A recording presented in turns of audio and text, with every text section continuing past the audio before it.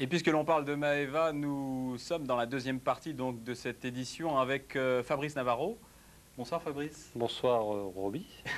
C'est pour nous parler de plongée. Tu as réalisé énormément de films sur la plongée dans presque toutes les îles. Alors là, on voit sur la table Tahiti et ses îles, les Tuamotu, Moorea, dont nous allons parler dans quelques instants, Bora Bora. Est-ce qu'il y a des îles que tu aimerais faire particulièrement? Bien, il me manque encore à faire les îles Gambier, l'archipel des Gambiers en particulier, l'archipel des Australes. Et dernièrement, j'ai fait les Marquises avec un film qui sortira très prochainement, normalement le mois prochain.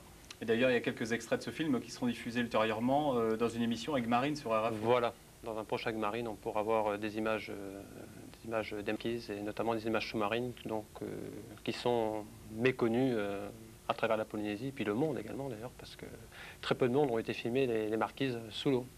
Ça fait combien de temps que tu filmes les poissons?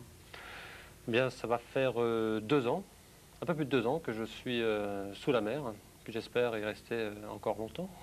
Et alors cette histoire d'amour avec la caméra sous-marine, parce qu'on a plongé ensemble ce week-end donc à Bora Bora pour une émission, et c'est carrément un contact amical que tu as. Bon, je parle des requins, puisque c'était un requin qui était là en l'occurrence, mais je te vois toujours courir après les raimentas et tous les poissons qui sont dans l'eau. Et c'est marrant parce qu'en fait, ils viennent à toi directement. Ah ben je les attends, puis en général, je ne sais pas s'ils sont attirés par la caméra ou si j'ai une tête qui leur plaît, je ne sais pas, mais en tous les cas, c'est vrai que les poissons viennent vers moi, et puis en fait j'attends qu'ils approchent. Au début je leur courais après, et maintenant je me suis un petit peu calmé, et puis maintenant ils viennent vers moi. Alors de cette relation amicale avec les poissons, une chose qui nous a touché particulièrement, je dirais tous les amis plongeurs, tous les gens qui ont l'occasion de mettre des bouteilles sur leur dos et d'aller voir les poissons un peu plus profonds, c'est ce Napoléon que tout le monde connaît à Moorea, puisque tout le monde l'a vu au moins une fois pour les plongeurs qui fréquentent ces lieux sous-marins.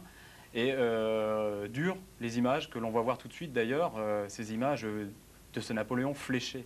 Mais disons que oui, on n'arrive pas à comprendre pourquoi des chasseurs, alors que le lagon et la mer est immense, qu'ils aillent s'amuser à flécher un poisson qui est apprivoisé, que des plongeurs, à force de travail assidu chaque jour, nourrissent tous les jours. Et donc le poisson, au bout d'un moment, il s'habitue, il vient très près des plongeurs, on peut le caresser. Il devient très familier, et donc flécher un poisson comme ça, vraiment ça ne sert à rien. Et en plus, c'est un poisson qui est tellement gros qu'il n'est pas bon à manger, il est empoisonné, il a la ciguatera, donc ça ne veut absolument rien dire. Il faut le laisser tranquille, et puis en plus c'est un poisson qui sert à la promotion du tourisme, puisqu'il a été filmé par Ushuaïa avec Nicolas Hulot, il a été filmé par beaucoup de photographes japonais, de télévision japonaise, il a été photographié par des photographes et des caméramans du monde entier. Donc c'est un poisson qui sert également à la promotion du tourisme en Polynésie, et donc il sert un peu à l'économie du tourisme. Voilà, en gros c'est ça, quoi. Puisque l'on parle d'économie et de promotion, promotion du tourisme difficile à Moorea pour les plongeurs, puisqu'il y a eu des sites protégés qui ont levé de leur siège et surtout fait revenir les plongeurs du fond des océans, puisque c'est une mesure relativement difficile pour eux, puisque des lieux où ils allaient nourrir toutes sortes de poissons, des requins notamment, et qui servaient de lieux touristiques, qui ont été filmés par des caméras internationales, comme tu le disais, sont devenus interdit ou tout au moins légèrement terré. Bah, disons que je sais que pour l'instant les clubs de plongée ils continuent d'y aller, mais j'ai entendu dire que ce problème allait se résoudre très à l'amiable, que ça n'allait plus poser de problème et que chacun allait s'arranger pour déplacer les zones. Enfin, je crois que le problème est en train de se résoudre, c'est en cours et ça se passe très bien.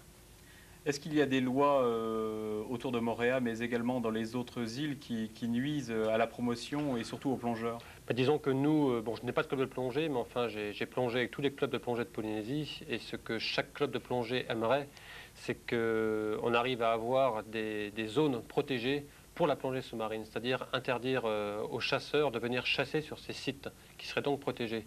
Il y a des propositions qui ont été faites il y a 4 ans. Donc il y avait toujours une réponse favorable, mais il n'y a jamais eu de suite. Il y a 2 ans, ça s'est passé la même chose. Des propositions ont été faites par Philippe Moll, qui est en l'occurrence le président de Coproplongée, qui représente tous les clubs de plongée en Polynésie. Des propositions ont été faites également il y a 2 ans, et toujours des réponses favorables, mais toujours pas de conclusion à ce niveau-là. Et là, j'ai appris que dernièrement, il y a quelque chose qui allait se décider pour la prochaine chasse sous-marine, c'est-à-dire que la chasse sous-marine allait être organisée en dehors des sites de plongée. Mais ceci ne résout pas le problème des chasseurs individuels qui, eux, peuvent aller en toute liberté chasser sur les sites de plongée, ce qui est très facile, puisqu'il faut savoir que depuis 8 ans, bon, je prends l'exemple de Moorea, puisqu'on est aujourd'hui à Moorea, depuis 8 ans que les clubs de plongée de Moorea font du feeding, ce qu'on appelle du feeding, les poissons viennent tout seuls. Il faut savoir qu'avant que ce feeding ait commencé, il n'y avait aucun poisson. Et donc tous les poissons qui sont sur ces lieux de plongée sont apprivoisés. Et donc il est très facile de venir les flécher vu qu'ils sont apprivoisés. Et dès qu'un plongeur se met à l'eau, ils viennent le voir.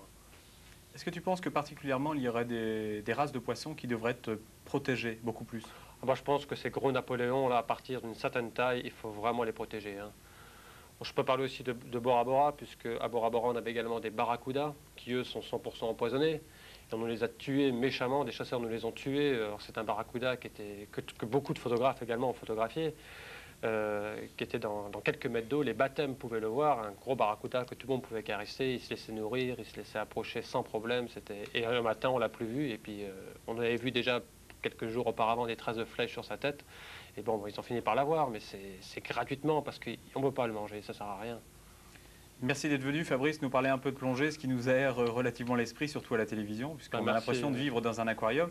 Ce que je vous propose tout de suite, c'est de voir quelques images qui ont été tournées. C'était à Moorea, c'est ça? À Moorea, oui. 4 minutes de rêve sous-marin en compagnie de Fabrice Navarro.